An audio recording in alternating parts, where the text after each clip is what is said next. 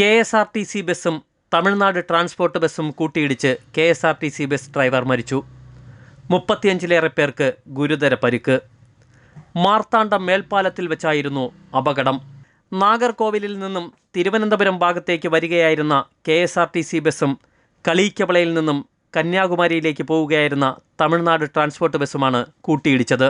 KSRTC ബസ്സിലെ driver Aneesh കൃഷ്ണയെ ഗുരുതരമായ പരിക്കുകളോടെ നാഗർകോവിൽ ആശാരിപ്പള്ളം മെഡിക്കൽ കോളേജിൽ പ്രവേശിപ്പിച്ചെങ്കിലും മരണപ്പെട്ടു.